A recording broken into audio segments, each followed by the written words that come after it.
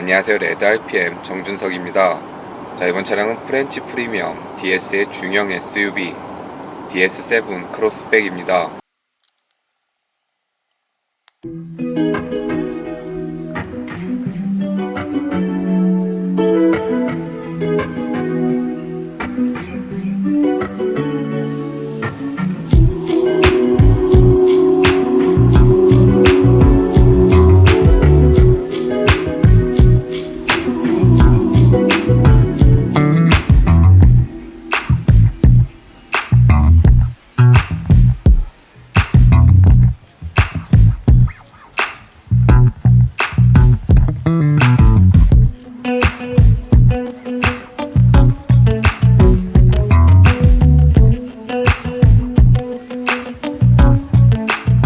DS는 푸조하고 시트로행이 속한 프랑스 자동차 회사 PSA 그룹의 프리미엄 브랜드인데요. 프랑스어로 여신을 의미하는 DS 브랜드 런칭 후 첫 번째 선보인 작품이 바로 해당 차량인 DS7 크로스백 모델입니다. 자, 먼저 디자인은 꽤 개성 강한 캐릭터를 보여주고 있는데요. 앞서 언급드린 대로 작품이라고 표현될 만한 꽤 신선하면서도 멋진 디테일들이 DS7에는 반영이 되어 있습니다. 그리고 그걸 가장 잘 보여주는 대표적인 부분이 바로 라이트라고 할 수 있는데요. 별다른 설명 없이 이건 그냥 보시면 됩니다.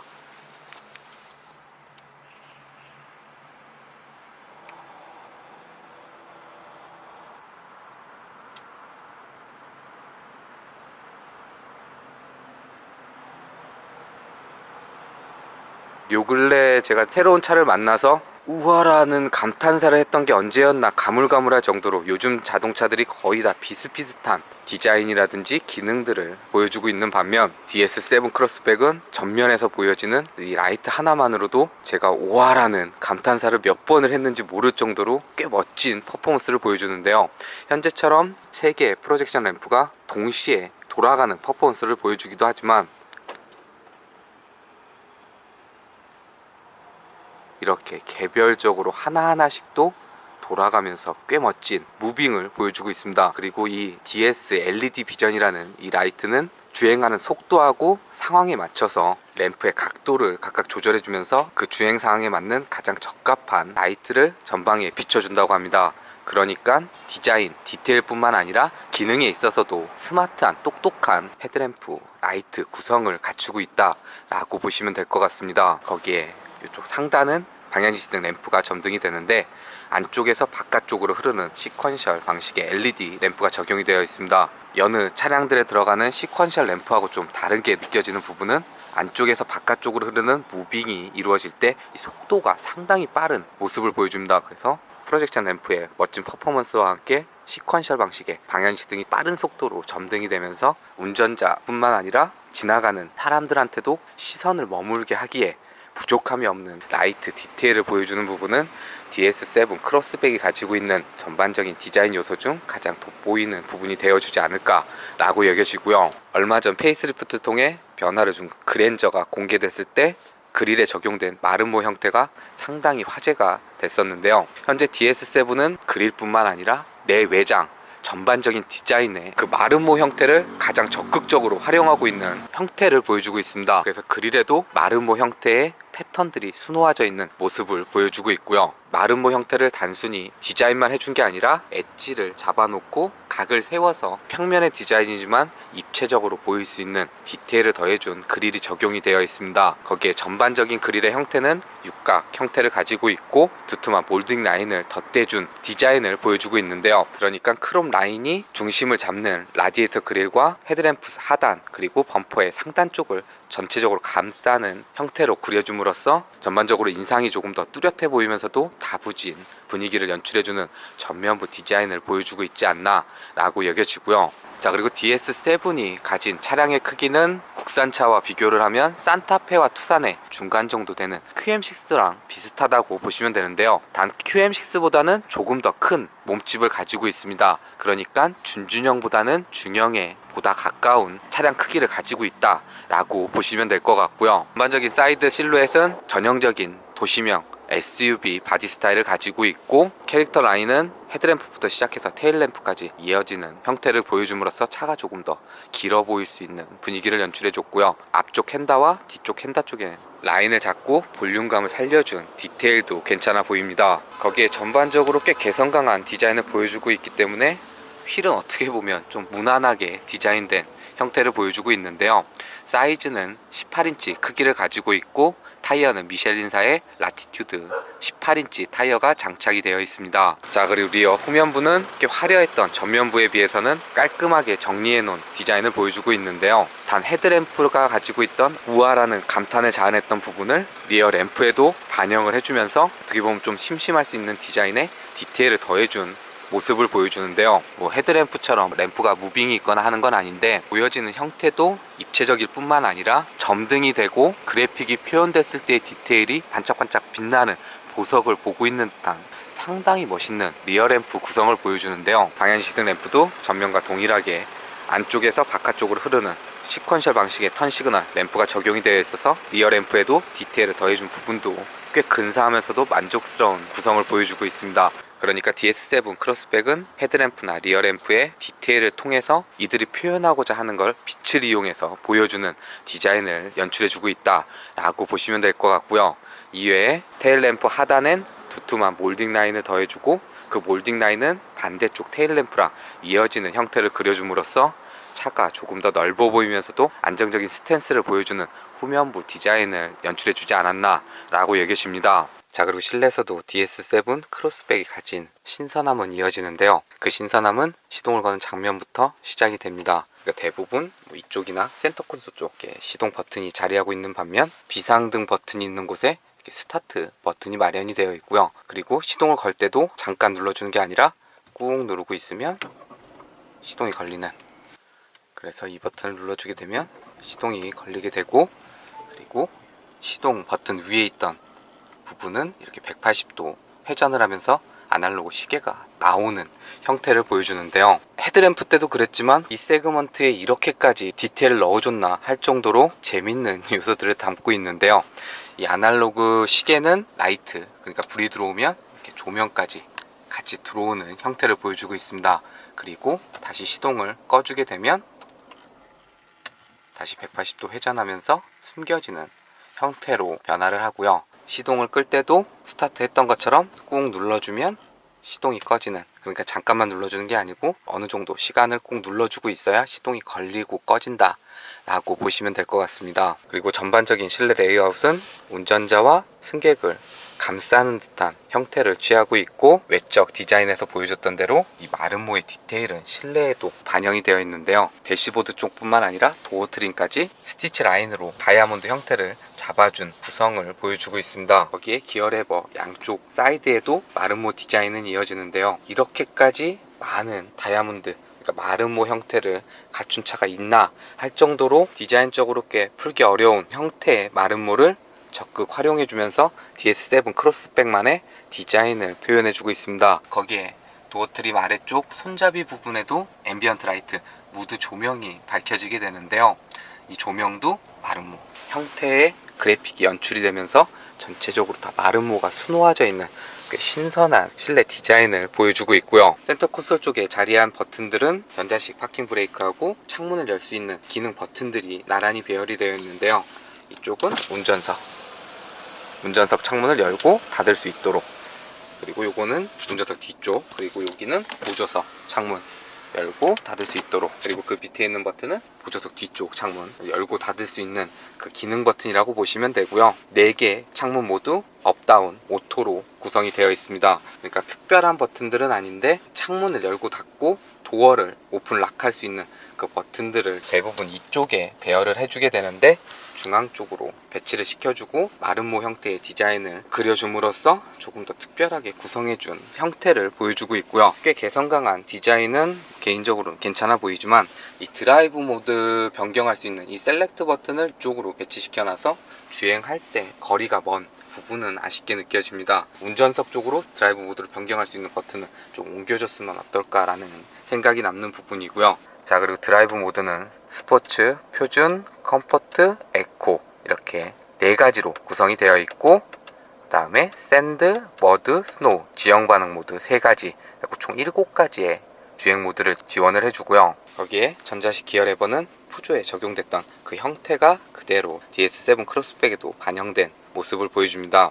전자식 기어 레버가 적용이 되어 있고, 조작은 브레이크 밟고 위로 올리면 R, 그 다음에 하나 내려주면 N, 그리고 다시 내려주면 D, 그리고 버튼 눌러주면 P 로 조작하는 방식이라고 보시면 되고요. 자, 그리고 스티어링 휠 핸들은 림의 크기는 적당한 편이고 두께는 약간 얇게 느껴지는 편이긴 한데요. 림을 감싸놓은 가죽의 질감이라든지 스티치, 박음질 해놓은 부분, 그리고 스티어링 휠 핸들을 잡았을 때 별다른 불편함이 느껴지지 않는 꽤 근사한 그립감을 연출해주는 스티어링 휠 핸들이 적용이 되어 있고요. 그리고 핸들 뒤쪽에 패들 시프트가 마련된 게 아니라 고정된 형태로 반영된 부분은 푸조에 적용됐던 거와 동일한 모습을 보여주고 있고, 그 옆으로는 라이트 조절할 수 있는 레버와 그 아래로 어댑티브 크루즈 컨트롤 조작할 수 있는 레버가 자리를 하고 있습니다. 그리고 스티어링 휠 뒤쪽으로 마름모 형태를 한 부분이 자리를 하고 있는데요. 이거는 2개의 센서를 이용해서 운전자의 상태를 파악하는 그 센서라고 보시면 됩니다. 그래서 주행을 할 때 눈을 깜빡이지 않는다거나 아니면 자세가 흐트러져서 이상이 감지됐을 때 운전자한테 그걸 경고를 알려주는 그 센서가 여기에 자리하고 있다라고 보시면 되고요. 자, 그리고 계기판은 12.3인치 디스플레이로 이루어진 전자식 계기판이 적용이 되어 있습니다. 그래서 그래픽으로 계기판을 표현을 해주기 때문에 다른 그래픽을 선택을 해서 활용할 수 있는, 그러니까 전자식 계기판이 사용된 부분을 적극 활용해주는 구성을 보여주고요. 계기판의 테마는 총 4가지로 구성이 되어 있습니다. 그래서 현재 이 화면은 최소 계기판 구성이라고 보시면 되고, 이거는 퍼스널, 그리고 이 그래픽은 주행, 그리고 마지막으로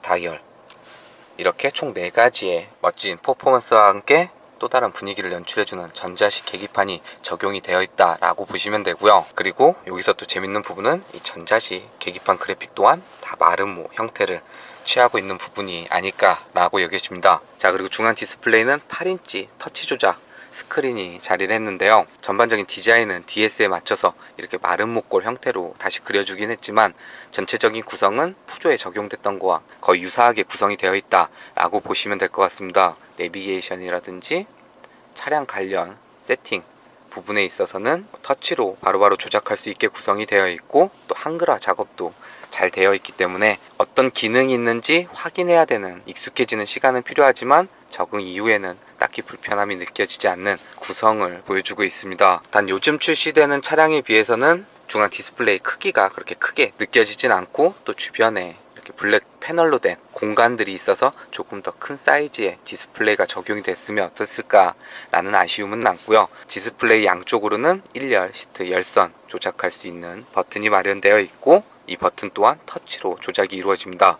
그리고 중앙 디스플레이 아래쪽에 관련된 기능 버튼들도 온오프 버튼하고 비상등 버튼을 제외하고는 다 터치로 조작하는 구성을 보여주고 있는데요. 공조기 조작부도 이렇게 터치로 버튼을 눌러주면 화면이 활성화가 되고, 여기서 온도를 내리고 바람의 크기를 키우고 또 방향을 바꿀 수 있는 중앙 디스플레이와 아래 터치 조작 버튼을 이용해서 조작이 이루어진다 라고 보시면 될 것 같습니다. 그리고 이쪽은 이렇게 커버로 되어 있고, 이 버튼 눌러주면 오픈되는 형태를 갖추고 있고요. 안쪽으로는 스마트폰 무선 충전할 수 있는 공간하고 USB 충전 단자 하나, 그리고 파워 아울렛 마련되어 있고요. 그리고 사용 안 할 때는 또 이렇게 깔끔하게 닫아둘 수 있는 커버로 구성이 되어 있습니다. 이외에는 대시보드나 도어 트림 감싸놓은 가죽의 질감도 꽤 괜찮은 편이고, 시트 감싸놓은 가죽이나 또 스티치 라인 넣어서 이렇게 마름모 형태 잡아준 디테일도 괜찮아 보이고요. 물론 이 위쪽에는 우레탄 소재 사용하고 여긴 또 플라스틱 적용된 구성을 보여주긴 하지만 차량이 가진 세그먼트나 공간 구성이나 편의 사양에 있어서는 딱히 불편함이 느껴지지 않으면서도 디자인적으로 꽤 개성 강한 존재감 있는 모습을 보여주고 있지 않나 라고 여겨지고요. 자, 그리고 2열 운전석은 제가 운전했던 그대로, 보조석은 조금 더 뒤로 밀어놓은 형태라고 보시면 되고요. 레그룸 헤드룸 모두 세그먼트에 준하는 별다른 불편함이 느껴지지 않는 공간 구성을 갖추고 있습니다. 여기에 DS7 크로스백이 가진 2열에서의 또 재밌는 흥미로운 부분은 2열 시트 등받이를 전동으로 조절할 수 있는 기능이 적용이 되어 있는데요. 이 버튼을 조작하게 되면 이렇게 등받이를 앞으로 세웠다가 뒤로 또 뉘울 수 있는, 그러니까 전동으로 각도를 조절할 수 있는 등이 적용되어 있어서 2열 승객도 보다 편안한 자세로 이동할 수 있는 구성을 보여주는데요. 이 세그먼트에서 이렇게 2열 시트까지 전동으로 적용된 거는 저도 처음 보는 것 같아서 프리미엄 브랜드답게 이런 시트 조절에 있어서도 좀 신경을 쓴 부분이 아닐까 라고 여겨지고요. 그리고 시트 자방의 길이도 부족하지 않은 편이고 등받이 각도는 조절이 되기 때문에 시트에 착자했을 때 별다른 불편함 없이 꽤 편한 자세로 이동할 수 있는 시트 구성을 보여주고 있습니다. 거기에 2열도 별도의 에어벤트 마련이 되어 있고 조작부까지 구성이 되어 있어서 여기서도 바람의 크기 설정할 수 있고, 그리고 온도도 내리고 올릴 수 있도록 별도의 조작부가 마련된 구성도 괜찮아 보이고요. 거기에 파노라마 썬루프도 적용이 되어 있어서 2열에서도 좀 더 시원한 개방감을 느낄 수 있는 부분도 꽤 만족스러운 실내 구성을 보여주고 있지 않나 라고 여겨집니다. 자, 그리고 트렁크는 이쪽 부분을 눌러주면 오픈이 되는 전동식 트렁크가 적용이 되어 있고요. 전반적인 적재 공간에 있어서는 그렇게 넓다고 말을 할 수는 없지만 그래도 평평하게 구성이 되어 있고, 양쪽하고 또 아래쪽에 수납할 수 있는 공간도 마련이 되어 있어서 짐을 싣고 내리기엔 꽤 용이한 구성을 갖추고 있고요. 거기에 2열 시트는 폴딩이 되기 때문에 상황에 맞춰서 적재 공간을 활용할 수 있는 이점도 가지고 있습니다. 자, 그리고 다시 닫을 때는 이 버튼 눌러주게 되면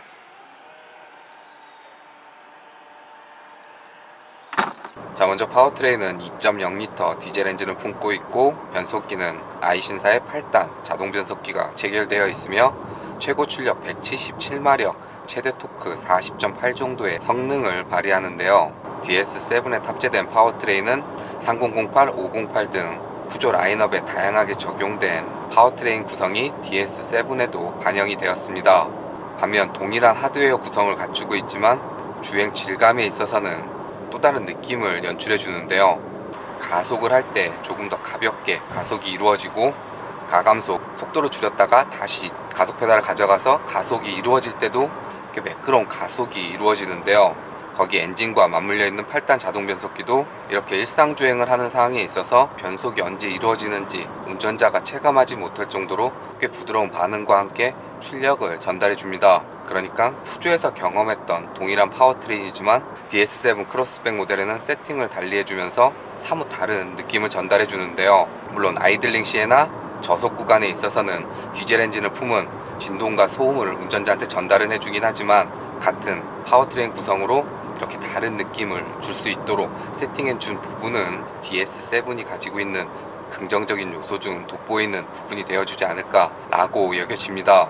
거기에 DS7이 가지고 있는 또 하나 인상적인 부분은 승차감이 아닐까 라고 생각이 듭니다. DS7 크로스백 모델에는 룸밀러 뒤쪽에 자리한 카메라를 통해서 노면 상태를 파악을 하고 각각 4개의 서스펜션 댐핑을 조절해주는 기능이 적용이 되어 있는데요. 벤츠 S클래스에 탑재된 매직바디 컨트롤과 유사한 기능이 적용이 되어 있다라고 보시면 될 것 같습니다. 그로 인해서 SUV 형태를 가지고 있지만 고급 세단을 타고 있는 듯한 꽤 근사한 승차감을 연출해 주는데요. 이 승차감에 있어서는 말이나 영상으로 보여드리지 못하는 게 참 아쉽게 느껴질 만큼 주행을 함에 있어서 노면 상태가 불규칙해서 충격이 전달되는, 그러니까 운전자가 느낄 수 있는 불쾌함을 최소화시켜주면서 상당히 편안하면서도 여유로운 승차감을 보여줍니다. 기회가 되신다면 DS7 이 모델이 가진 승차감을 꼭 한번 경험해 보셨으면 좋을 것 같고요. 자, 그리고 핸들 조향은 무게감도 적당한 편이고 별다른 이질감 없이 핸들을 조향하는 대로 꽤 솔직하게 반응을 해주는 편이고요. 거기에 핸들을 감싸놓은 가죽의 질감이 상당히 괜찮은 편이라서 잡았을 때 기분 좋은 그립감을 느낄 수 있는 부분도 만족스러운 요소라 여겨집니다. 그리고 브레이크 제동력은 담력이 초반이나 중후반에 몰려있는 게 아니라 브레이크 페달을 조작하는 양에 따라서 일정하게 제동력이 전달이 되고 운전자가 예측 가능한 범위 내에서 제동이 이루어지기 때문에 일상주행 그리고 그 범위를 조금 벗어난 영역에 있어서도 제동력에 대한 신뢰도는 꽤 높은 편이다 라고 여겨집니다. 이외에 주행할 때 전방이라든지 측면에 잡히는 사각지대라든지 룸밀러를 통해 보여지는 후방 시야에 있어서는 별다른 답답함이 느껴지지 않는 꽤 열린 시야를 연출을 해주기 때문에 세단보다는 조금 더 높은 포지션에서 어느 정도 내려다보면서 주행을 조금 더 수월하게 도와주는 부분도 이점이라 여겨지고요. 반면 외부에서 유입되는 풍절음이라든지 타이어가 노면에 맞닿는 하부 소음에 있어서는 일상주행을 하는 데 있어서 딱히 거슬림이 느껴지진 않았는데요. 엔진 소음은 좀 실내로 다소 유입이 되는 편이고 그룹 내 대중적인 브랜드인 푸조나 시트로엔과 비교해서 뛰어나다고 말을 할 수 있는 부분은 느껴지지 않았기 때문에 프리미엄 브랜드라고 하면 보다 정숙하게 주행을 할 수 있도록 실내 방음에 좀 더 신경을 썼으면 어떨까라는 생각이 남는 부분이었습니다. 자, 그리고 DS 프리미엄 브랜드 모델답게 다양한 운전자 지원 시스템도 적용이 되었는데요. 먼저 크루즈 컨트롤은 패들 시프트 아래쪽에 레버 형태로 자리를 하고 있습니다.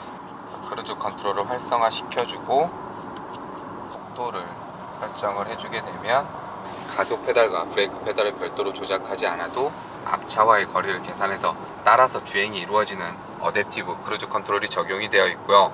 거기에 핸들 아이콘 버튼을 눌러주면 계기판에 핸들 녹색 아이콘이 하나 활성화가 되게 되고, 그러면 차선과 차선을 인식해서 중앙을 잡고 핸들을 조향해주는 차선 유지 어시스트 기능도 적용이 되어 있습니다. 그래서 현재처럼 핸들을 잡고 있지 않아도 주행이 이루어지는 반자율 주행 시스템을 누릴 수가 있는데요. DS7에 적용된 어댑티브 크루즈 컨트롤은 앞차가 멈추면 같이 멈춰서고 앞차가 재출발하게 되면 따라서 주행이 이루어지는 스탑앤고 기능이 포함이 되어 있고요. 핸들을 조향해주는 차선 유지 어시스트는 인식률도 꽤 높은 편이고 속도와 상관없이 핸들을 조향해주는 모습을 보여줍니다. 그러니까 장거리 주행 시 피로도를 줄여주며 조금 더 편안한 주행에 도움을 줄 뿐만 아니라 가다서다가 반복되는 일상 도심 주행에 있어서도 보다 안전한 주행에 도움을 주는 운전자 지원 시스템이 적용된 부분은 DS7 크로스백이 가진 구성 중 꽤 돋보이는 요소가 되어주지 않을까 라고 여겨집니다. 자, 그리고 연비 총 주행거리는 274km 이동을 했고요. 연비는 트림상 리터당 16.1 정도 보여줬습니다. 그럼 남은 주유량 가지고 이동할 수 있는 거리가 310km 정도 표시가 되니까 현재 상태로 한 580km 정도 이동할 수 있는 연비를 보여줬다라고 보시면 되는데요. 단 이번에는 풀탱크 주유한 상태에서 시승을 시작한 게 아니라 주유를 한 3분의 2 정도 채운 상태에서 시승이 시작이 되었기 때문에 1회 풀탱크 주유하면 이보다는 더 많은 거리를 이동할 수 있는 연비를 보여준다 라고 참고하시면 괜찮을 것 같고요. 자, 여기까지 DS7 크로스백 만나봤는데요. 프리미엄 브랜드 DS 독립 후 첫 번째 선보인 모델임에도 불구하고 전반적인 상품성에 있어서는 꽤 높은 완성도를 갖추고 있었고, 요즘 생김새뿐만 아니라 성격까지 다들 비슷비슷해지는 차량들에 비해 꽤 개성 강한 디자인과 그 디자인의 디테일을 살펴보는 재미가 있었던 DS의 중형 SUV DS7 크로스백이었고요. 얼마 전 DS 브랜드의 두 번째 모델이 국내에 공개되었습니다. DS가 만든 컴팩트 SUV는 어떨지 DS3 크로스백 만나보고 영상 이어가도록 하겠습니다. 네, 안녕하세요. 개그맨 양성국입니다. 안녕하세요. 저는 레이싱 모델 엄지아입니다. 안녕하세요. 시청자 여러분, 저는 레이싱 모델 한소울입니다.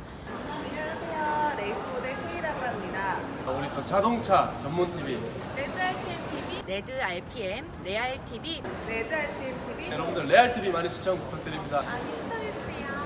많이 구독해주세요. 많이 시청해주세요.